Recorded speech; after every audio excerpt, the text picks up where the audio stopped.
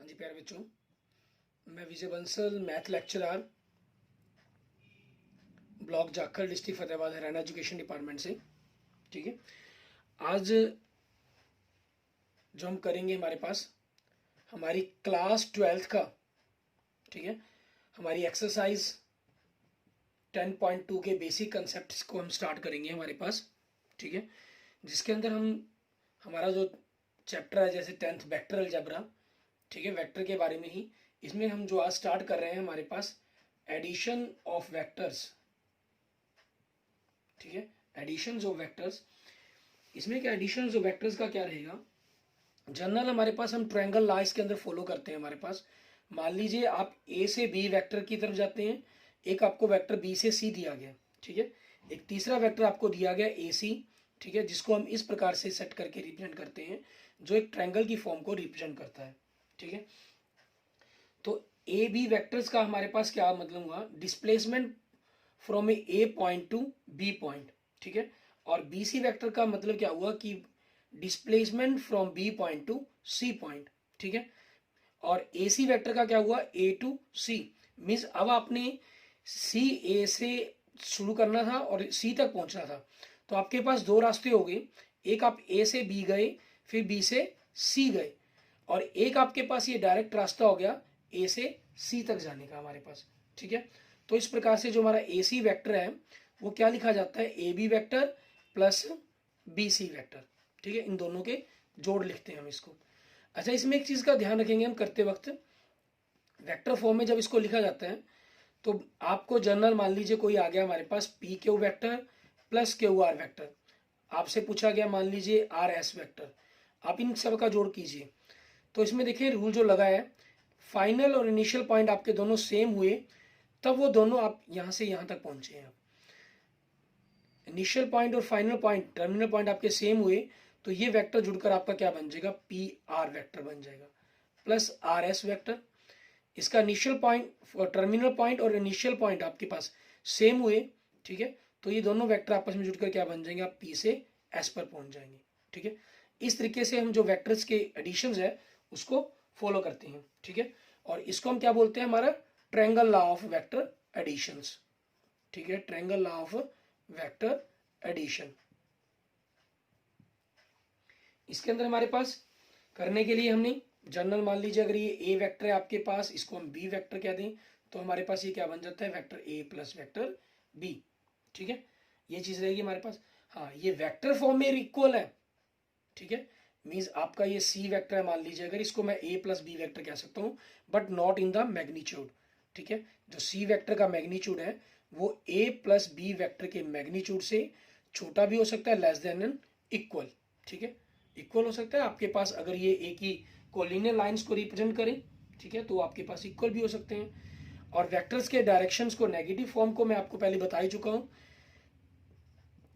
A B vector है, आप इसको अगर बी ए वेक्टर लिखते हैं तो आपके पास ये माइनस के इक्वल हो जाता है।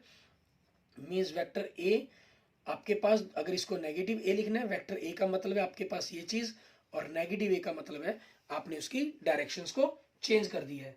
ठीक है, उसकी डायरेक्शन फॉर्म को चेंज करके लिख दिया गया। क्लियर। और इसी चीज के अकॉर्डिंग आपके पास यहां से नेगेटिव के अकॉर्डिंग अगर आप ए सी का नेगेटिव करें, देखिए A B plus B C vector, ठीक है, is equal to A C को आपने माइनस सी ए लिख सकते हैं। ठीक है, और नेगेटिव सी ए आपके पास दूसरी तरफ जाकर क्या बन जाएगा, सी ए पॉजिटिव बन जाएगा, इक्वल टू 0। ये हमारा ट्रायंगल ऑफ एडिशन हो जाता है। मीन जब आप तीन वेक्टर्स का जोड़ आपके पास इक्वल 0 बनता है, ठीक है, तब वो आपके एक ट्रायंगल्स को ही रिप्रेजेंट करेगा, मीन्स एक ट्रायंगल फॉर्म को ही बनाएगा।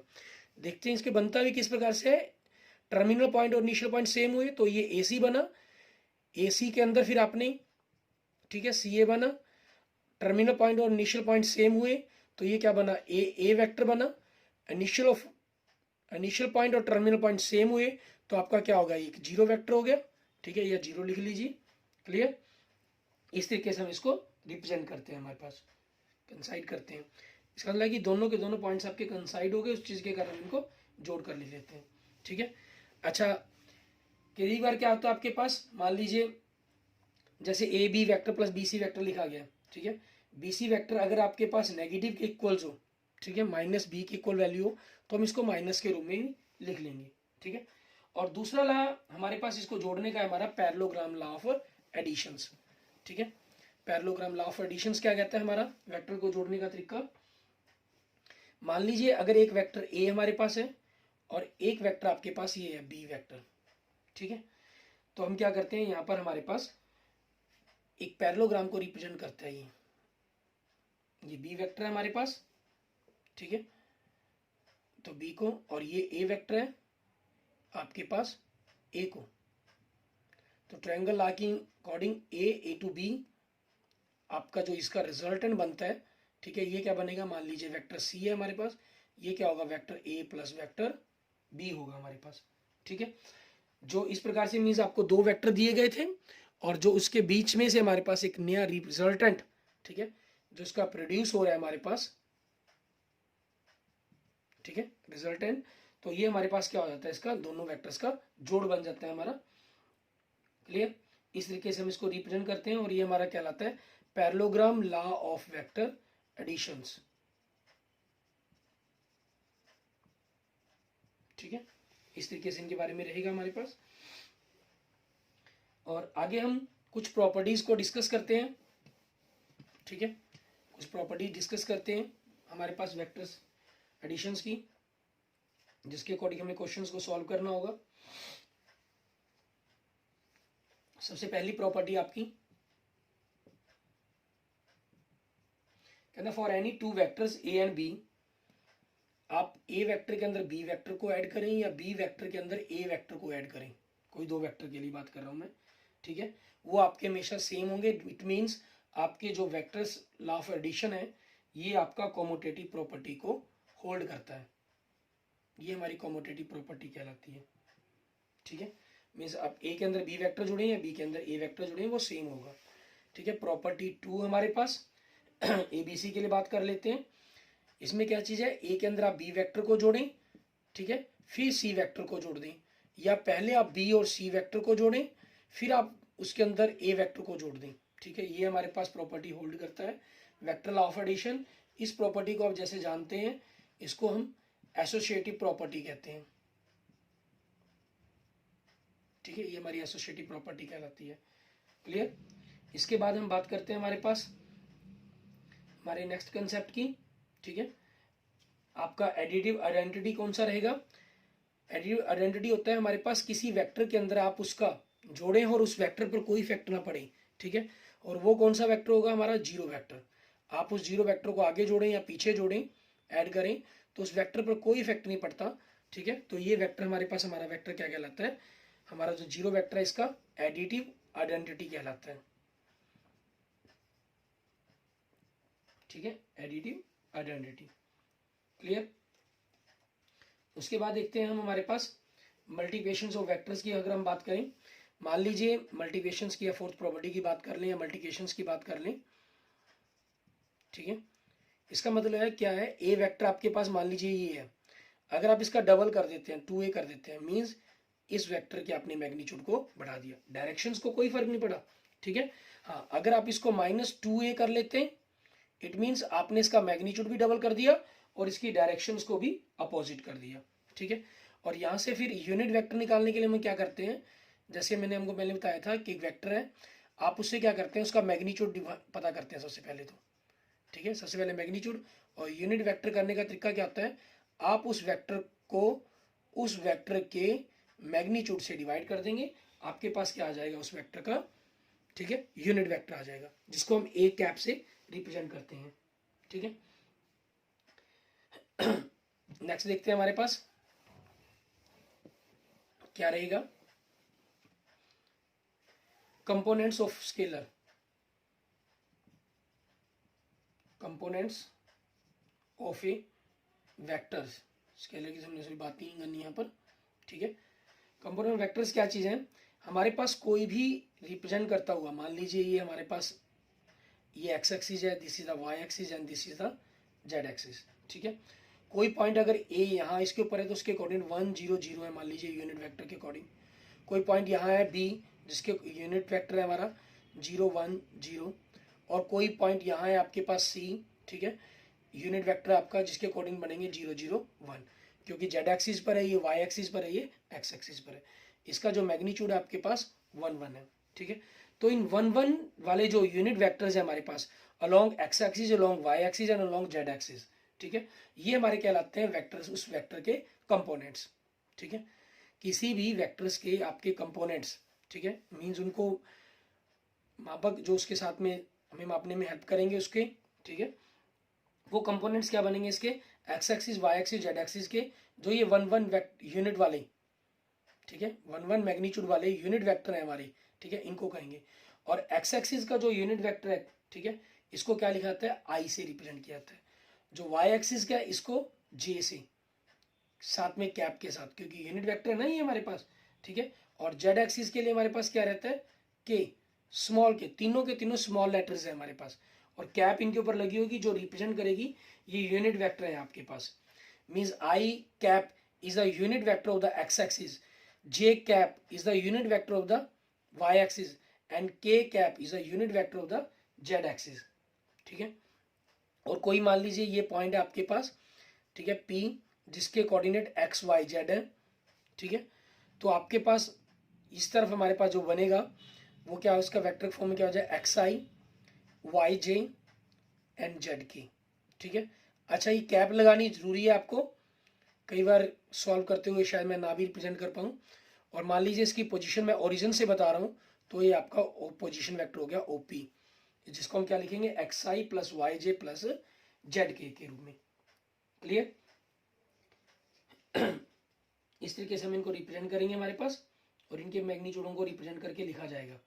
ठीक है, और ये जो हमारे अकेले एक्स आई वाई ए जे और जेड की, ठीक है, इन तीनों की अगर हम बात करें, ये वेक्टर कंपोनेंट्स कहलाएंगे हमारे। ठीक है, पॉइंट पी के लिए, या जो भी आपका मान लीजिए, अगर हम इस वेक्टर को मान, ओपी वेक्टर है हमारा, इसको मैं आर वेक्टर का नाम दे देता हूँ मान लो। ठीक है, तो अलोंग वेक्टर आर के लिए हमारे पास। और जैसे अगर मुझे ओपी डिस्टेंस निकालनी हो, ओपी डिस्टेंस निकालनी हो, ठीक है, तो डिस्टेंस फॉर्मूला हमारा क्या कहता है, एक्स माइनस जीरो, क्योंकि इस ओरिजिन पॉइंट है आपका ये, और ओरिजिन पॉइंट के कोऑर्डिनेट क्या होते हैं, 0 0 0, X minus zero means X square, Y minus zero means Y square, Z minus zero means Z square. ठीक है, ये आपके पास क्या आ गया, ओपी वेक्टर का मैग्नीट्यूड आ गया। तो एक प्रकार से आप यहां से देखें, अगर x की पावर 2, y की पावर 2 एंड द z की पावर 2, उसका अंडर रूट कर देंगे तो आपके पास उस वेक्टर का मैग्नीट्यूड ही आ जाता है। ये कोई भी वेक्टर आपको दिया जाता है, क्योंकि जो भी वेक्टर दिया जाता है हम उसको ओरिजिन ओपी के अलोंग ही मान के चलते हैं। मान लीजिए अगर आपको ए बी वेक्टर भी दे दिया गया है, ठीक है, मान लेते हैं ए बी वेक्टर आपको 2i plus 3j plus 4k दिया गया। ठीक है, हम बार बार नहीं कैप लगाएंगे तब भी कोई दिक्कत नहीं है, लेकिन आप अपनी प्रैक्टिस कैप से ही करेंगे। तो इसका मैग्नीट्यूड निकालना हमने, तो क्या करेंगे हम इसको, 2 की स्क्वायर प्लस 3 की स्क्वायर प्लस 4 की square, it means 4 plus 9 plus 16। ठीक है, it means under root 29 units. ठीक है, ये हमारे पास इस वेक्टर का मैग्नीट्यूड आ जाएगा हमारे पास। Clear?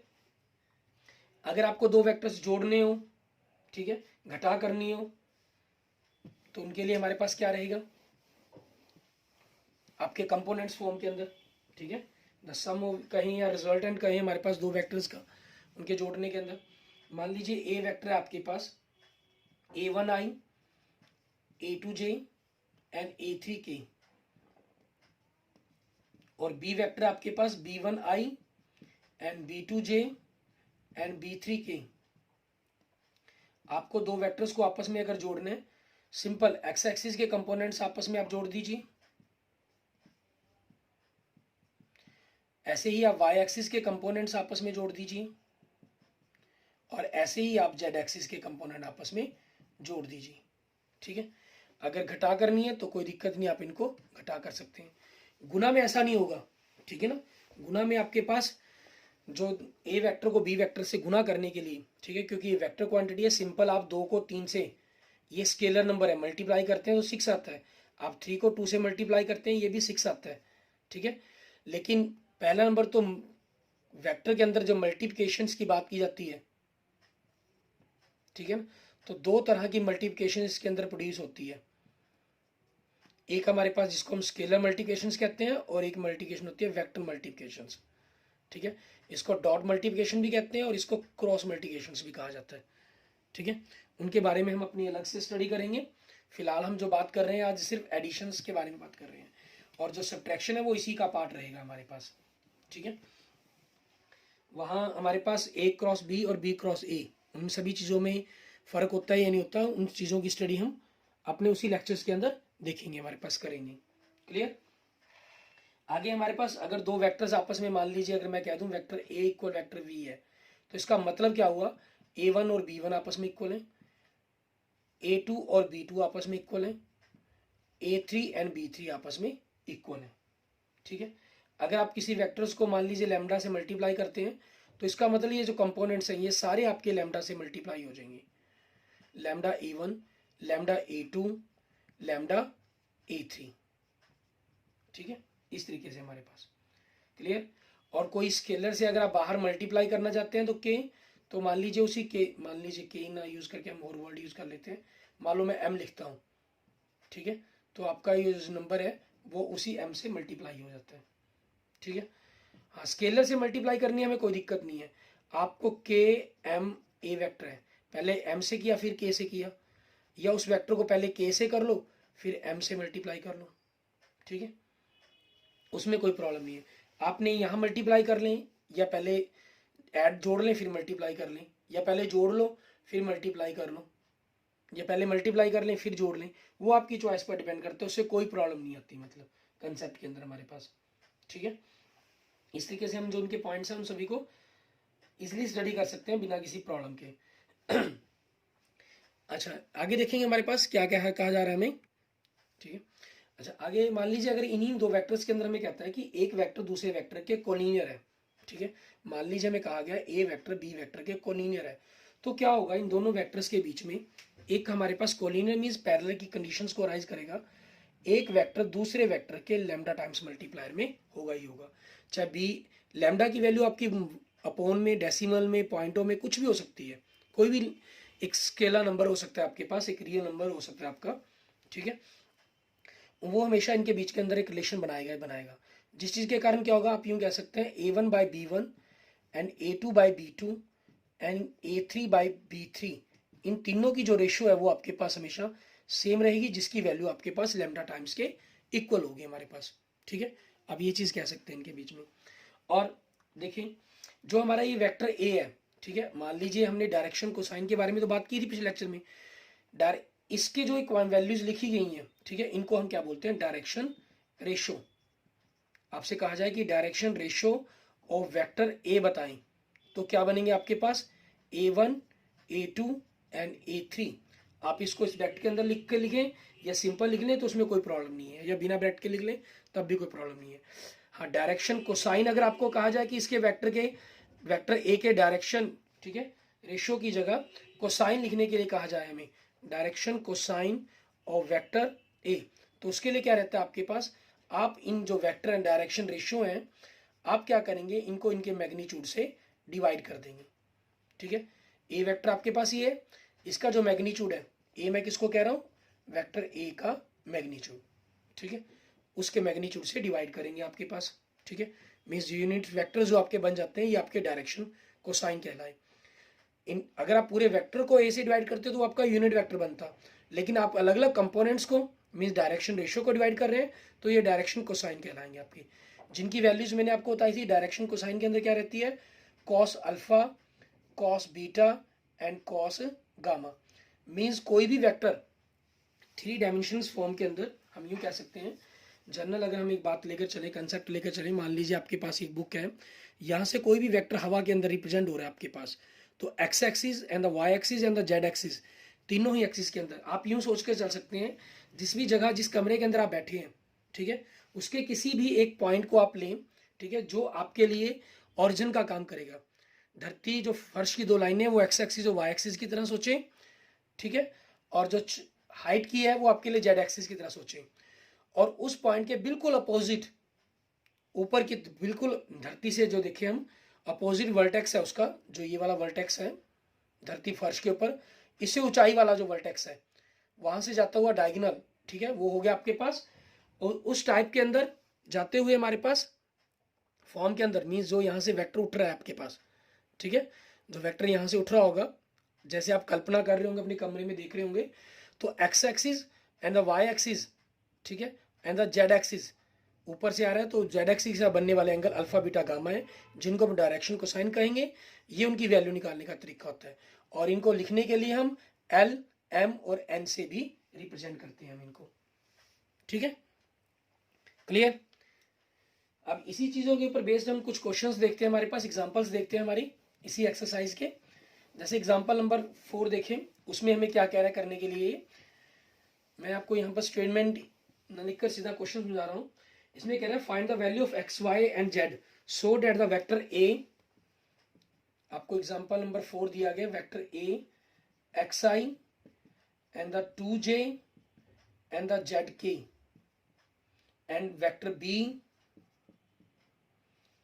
2i plus yj and the k are equal।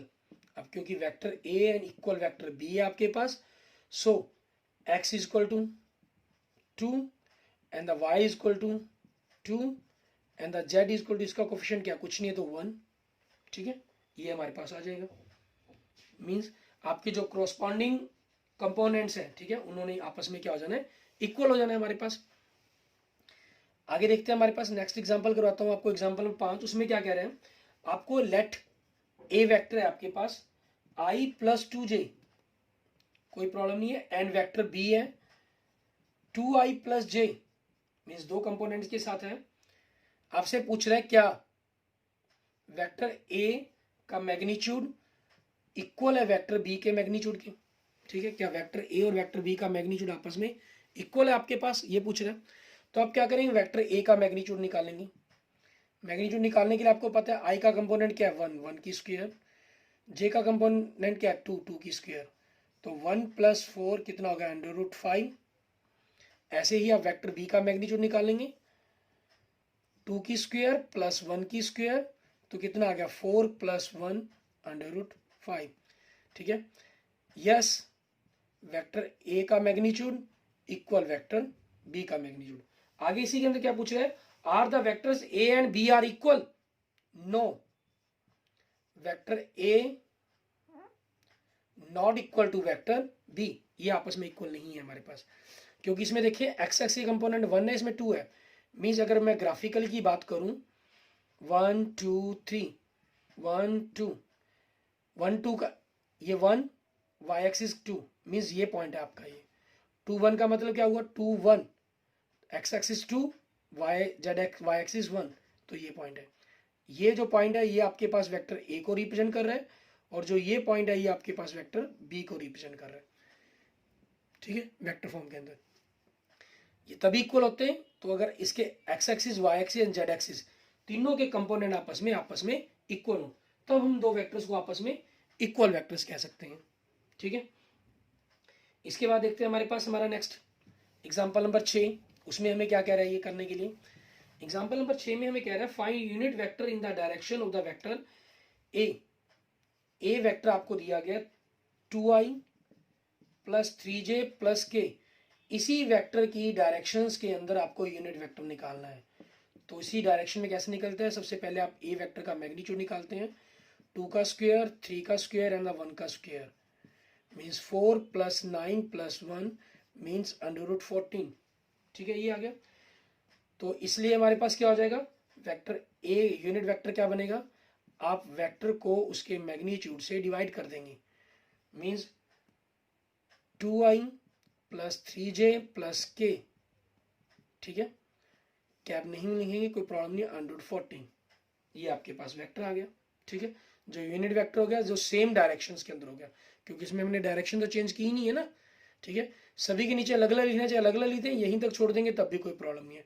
214i 314 j y component हो गया आपके पास unit component, and 1/114 Z axis का यूनिट कंपोनेंट हो गया आपका, क्लियर। इस तरीके से हमारा ये एग्जांपल नंबर 6 हो जाता है, ठीक है। उसके बाद हमारे पास इसमें कुछ एग्जांपल्स और भी हैं इस एक्सरसाइज के, जिनको हम अपने नेक्स्ट लेक्चर के अंदर करेंगे। ठीक है, आज फिलहाल आप इसकी जितनी बेसिक है उन सभी को समझेंगे, उनके एग्जांपल्स को करके देखेंगे। ठीक है, आपकी क्लास 12th के अंदर हमारे जितने भी एग्जांपल्स हैं वो भी मोस्ट इंपॉर्टेंट है। ठीक है, क्योंकि ऐसा कुछ नहीं है कि आपके एग्जांपल्स में ना आकर एक्सरसाइज में से क्वेश्चन आएंगे। तो आप सभी एग्जांपल्स को, ठीक है, और सभी क्वेश्चंस को कॉपी के ऊपर नोट करें। ठीक है, वो आपके लिए ज़्यादा यूजफुल रहेगा, आपकी प्रैक्टिस के लिए बिल्कुल ज़रूरी है ये चीज़ें सारी की सारी। ठीक है, okay, thank you students, thank you friends. अगर आपको मेरी वीडियो अच्छी लगी हो तो इसको लाइक करें, अपने दोस्तों मित्रों के साथ इसको जरूर शेयर करें। किसी भी प्रकार की प्रॉब्लम के लिए आप मुझे कमेंट कर सकते हैं, मुझे मैसेज कर सकते हैं पर्सनल। ठीक है, पर्सनल मैसेज करने के लिए मेरा व्हाट्सएप नंबर है 95 412 077 34 विजय बंसल। ठीक है, और अगर आपने मेरा यूट्यूब चैनल अभी तक सब्सक्राइब नहीं किया तो मेरे यूट्यूब चैनल को जरूर सब्सक्राइब करें। मेरा यूट्यूब चैनल विजय जाखल, ठीक है, बंसल मैथ, इस नाम से आप सर्च करेंगे, आपको इस यूट्यूब वीडियो में भी आप देख रहे हैं। ठीक है, दूसरों को आप बता सकते हैं, वो सर्च कर सकते हैं। सर्च करके मेरे यूट्यूब चैनल को जरूर सब्सक्राइब करें, अपने दोस्तों मित्रों को भी कहें सब्सक्राइब करने के लिए, ताकि क्लास 9th to 12th, ठीक है, मैथ की वीडियोस देखने को मिल जाएंगे आपको। किसी भी प्रकार के कंपटीशन की वीडियो, रीजनिंग की, मैथ की वीडियो, जीके की वीडियो, ठीक है, एक्टिविटी से किस प्रकार से टीच किया जाता है, उन सभी के प्रकार की वीडियोस आपको यहाँ पर देखने के लिए मिल जाएंगे मेरे यूट्यूब चैनल पर, विजय जाखल बंसल मैथ पर। Okay, thank you students, thank you friends.